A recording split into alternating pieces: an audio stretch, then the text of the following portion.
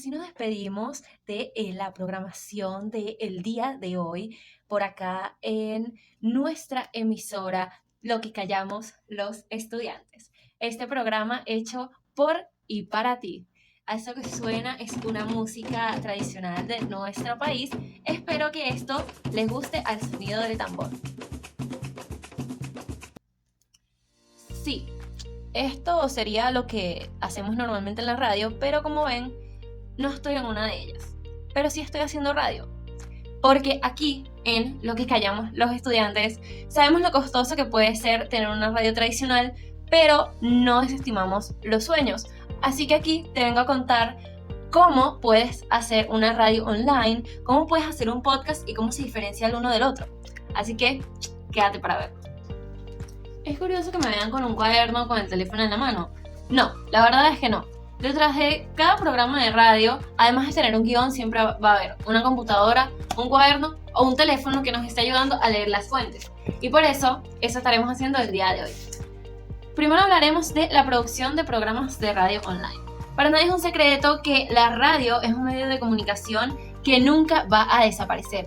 O al menos eso yo espero. ¿Por qué?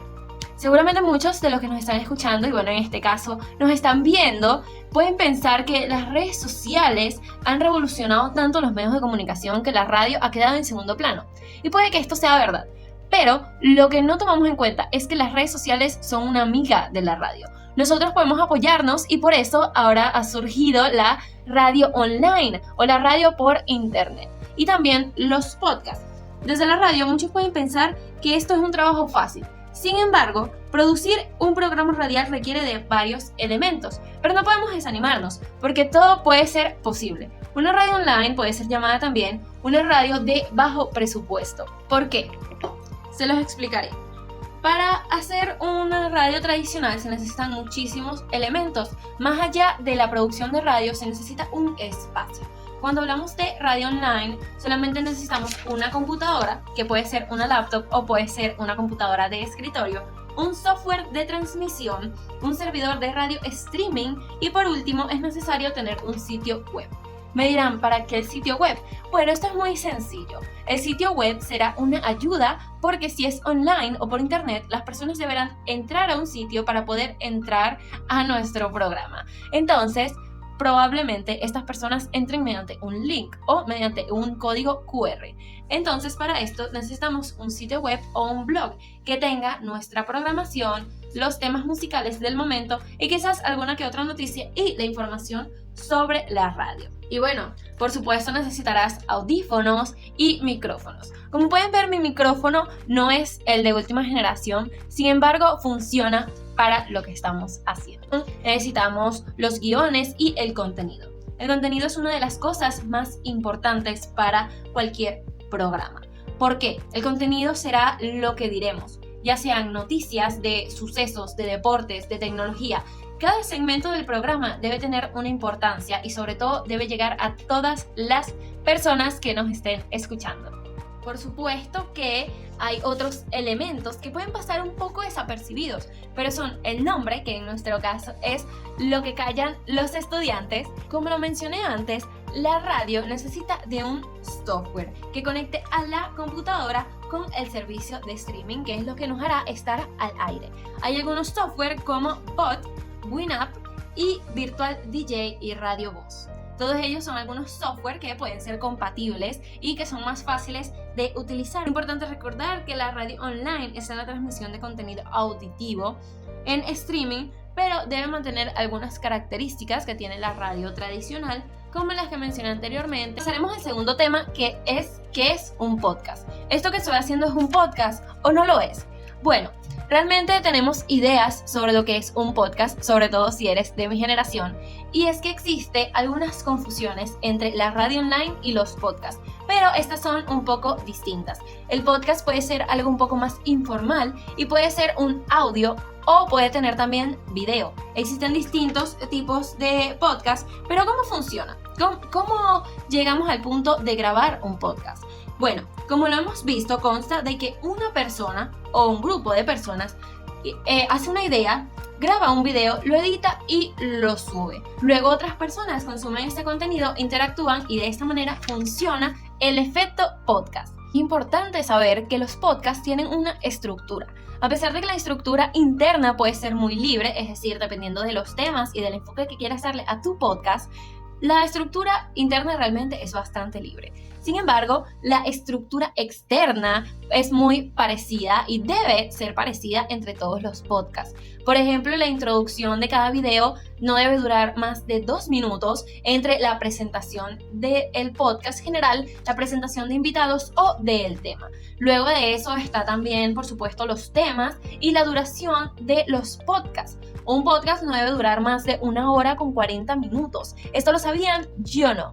La verdad es que aprendemos cosas cada día y por eso yo digo que esto es lo que callamos los estudiantes. Existen también distintos formatos de podcast. Entre ellos está el monólogo, que es algo como lo que estoy haciendo yo ahora mismo, que es cuando una sola persona habla a una cámara o graba un audio sobre un tema o varios temas que se relacionan. Luego están también las entrevistas, que es uno de los podcasts que más conocemos, como por ejemplo 99% o Entre Grados. Estos son podcasts no muy educativos, van más hacia el entretenimiento, sin embargo se enfocan en entrevistar a una o más personas para conocer sobre su vida personal, su vida laboral o sobre proyectos que estén realizando. Eso también se hace mucho en radio, con la diferencia de que normalmente se busca personas especializadas, como por ejemplo doctores, personas que estén haciendo movimientos en la ciudad. Luego también están las conversaciones, que es cuando las mismas personas que integran el podcast hablan sobre uno o más temas. Eso lo podemos ver en podcasts como Escuela de Nada o El Cuartico, que son debates entre los mismos miembros del podcast sin añadir a nadie más. Aunque quizás lo puedan hacer, pero no es lo más común de estas dinámicas. Está también el narrativo, que esto va más hacia los podcasts grabados solo con audio y se puede vincular a los audiolibros. También por último está el informativo y el educativo, que pues son similares porque se enfocan en proporcionar información sobre un área en específico. Esto puede ser sobre ciencia, puede ser sobre tecnología y bueno, pues quizás algún tema de interés para las personas que estén escuchando o viendo ese podcast. Ahora, como lo hemos visto a lo largo de este video, que podríamos pensarlo y decir, ok, ¿esto es un podcast o es una radio online? En este caso es un podcast porque a pesar de que tengo elementos que pueden ser de una radio, lo cierto es que es un episodio de una sola vez. Entonces, realmente no tengo toda la programación que se requiere para una radio online. Como lo digo, el podcast es un poco más informal. Por esto, como una marca personal, yo soy una persona que tiene un emprendimiento. Entonces, acompaño a todas las personas emprendedoras que están viendo y oyendo este podcast. Y les quiero decir a ustedes que existen muchas ventajas que ofrece tanto la radio online como los podcasts para marcas personales y corporativas. Entre ellas, por supuesto, el alcance global que pueden tener estas, porque no solamente se centran en una comunidad pequeña, sino que no tiene límites. Puede ser escuchada por una persona mayor, así como puede ser escuchada por un niño. La radio tiene un beneficio, al igual que los podcasts, y es que pueden ser escuchados desde el carro, pueden ser escuchados en el trabajo, desde un centro comercial o de camino a algún lugar. Entonces realmente el alcance es muchísimo más grande de lo que podríamos esperar. Otra de las cosas es la interactividad. Puede ocurrir, por ejemplo, en radio, que todo es en vivo y en directo, y aunque sea una radio online, puede permitirse tener canales en otras redes para tener una mensajería instantánea con el público y saber qué quieren ver o qué quieren saber. Y por último es que puedes enfocarte a un tipo de público. Esto en marketing y publicidad se llama segmentación de mercado y es porque, por ejemplo, nosotros hace poco hicimos un evento que se llama Ellas Inspiran, Ellas Motivan, dedicado a mujeres. Entonces nosotros nos enfocamos en ir a radios y hablar con medios de comunicación enfocados por y para mujeres, principalmente dirigidos también por mujeres, lo cual nos lleva a nosotros a ir a ese público femenino que era nuestro objetivo. Entonces, esto sería todo por lo que callan los jóvenes.